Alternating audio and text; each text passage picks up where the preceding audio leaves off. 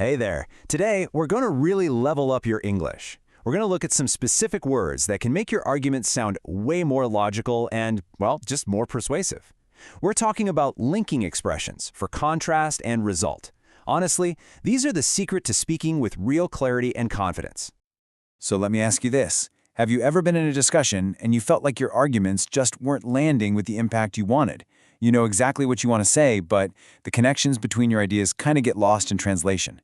It's a super common challenge, but it's one we are absolutely going to fix today. And you know what? The solution is surprisingly simple. Linking expressions.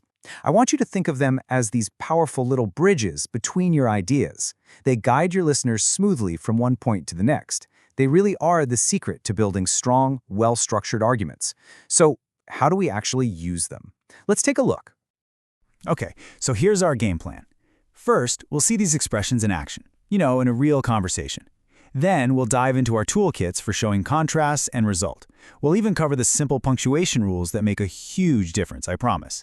And by the end, you'll have a brand new communication superpower. First up, let's just listen in on a conversation. It's about cultural changes. As we go, I want you to see if you can spot those special words that connect what the speakers are saying. Ready? So the first person kicks it off with this idea. Many people want to protect traditional customs. However, younger generations often prefer modern lifestyles. And the other person agrees but adds a consequence. Yes, and some communities are becoming more diverse. As a result, cultural identity is changing quickly. Then, the first person comes back in, comparing two different reactions. I see that too. Some people feel nervous about these changes, whereas others feel inspired by new ideas. And the second person introduces a kind of surprising contrast. Exactly. Old beliefs can still be valuable, even though society is becoming more global. And finally, they draw this really nice conclusion. Right. Therefore, it is important to understand different perspectives so we can communicate respectfully. Okay, let's just hit pause for a second. Think back to that conversation. Which word showed a really clear difference between the nervous people and the inspired people? And what about the phrase that showed that a changing cultural identity was a direct consequence of communities becoming more diverse? Just keep those answers in your head as we move on. Right then, let's break down what we just heard. We're going to start with the words that show contrast.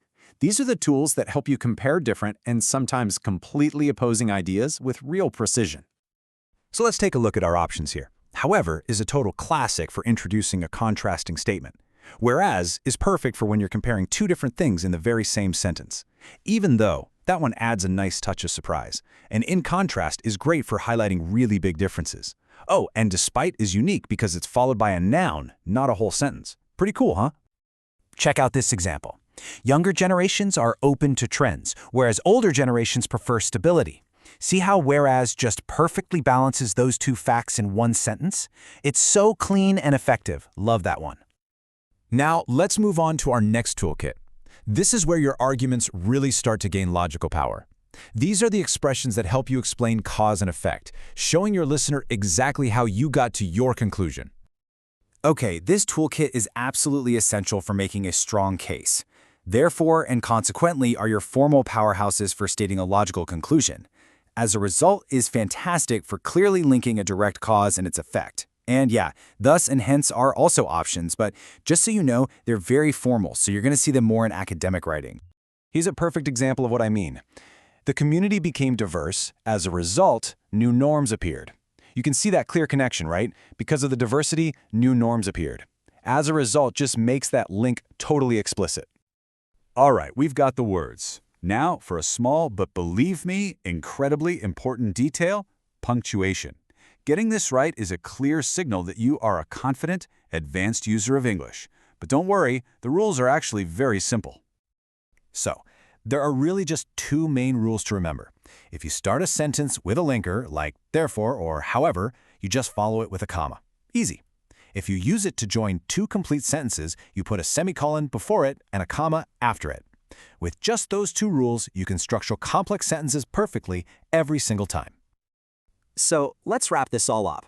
You haven't just learned a few new words today. No way. You've gained a new superpower in communication. I mean it.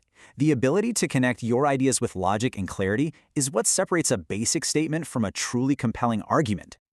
So here's what you really need to take away. Use contrast linkers like however and whereas to show those differences. Use result linkers like therefore and as a result to build strong logical arguments. And please, always pay attention to your commas and semicolons. Mastering these tools is absolutely essential for expressing and defending your opinions effectively. So, I've got a question for you. Which one of these new expressions are you going to use first? Think about it, and then challenge yourself to use it in a conversation or in an email this week, because that is how you turn learning into a real, actual skill. Thanks so much for joining me.